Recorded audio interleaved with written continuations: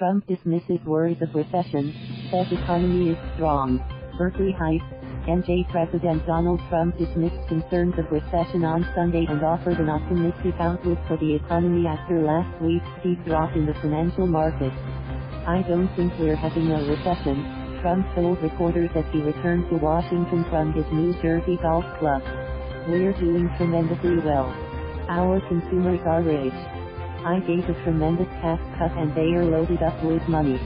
A strong economy is key to Trump's re-election prospects." Consumer confidence has dropped 6.4% since July.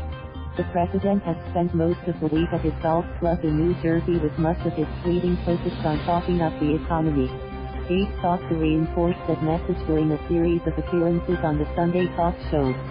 Larry Kudlow, Trump's top economic advisor, dismissed fears of a looming recession and predicted the economy will perform well in the second half of 2019.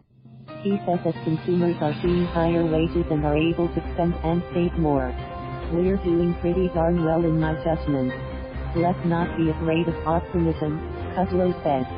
Kudlow acknowledged the slowing energy sector, but said low interest rates will help housing, construction and auto sales. Kudlow also defended the president's use of tariffs on goods coming from China.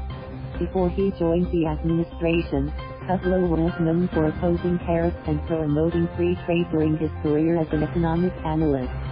Kudlow says Trump has taught him and others that the China story has to be changed and reformed. "We cannot let China pursue these unfair and unreciprocal trading practices," Kudlow said. Democratic presidential candidate Beto O'Rourke said the U.S. needed to work with allies to hold China accountable on trade. He said he fears Trump is driving the global economy into a recession. "This current trade war that the president has entered our country into is not working," O'Rourke said. "It is hammering the hell out of farmers across this country." Last month, the Federal Reserve reduced its benchmark rate, which affects many loans for households and businesses, by a quarter point to a range of 2% to 2.25%. It's the first rate cut since December 2008 during the depths of the Great Recession. Federal Reserve Chairman Jerome Powell stressed that the Fed was worried about the consequences of Trump's trade war and sluggish economies overseas. "Weak global growth and trade tensions are having an effect on the U.S. economy," he said. Breaking with historical norms, Trump has been highly critical of Powell as he places blame for any economic weakness on the nation's central bank for raising interest rates too much over the past 2 years. "I think I could be helped out by the Fed, but the Fed doesn't like helping me too much," Trump complained Sunday. Peter Navarro, who advises Trump on trade policy, shared that sentiment.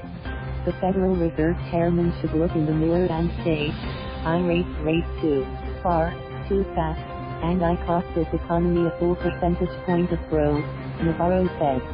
Trump acknowledged at least a potential impact on consumers when he paused a planned 10% tariff hike for many items coming from China, such as cell phones, laptops, video game consoles, some toys, computer monitors, shoes and clothing.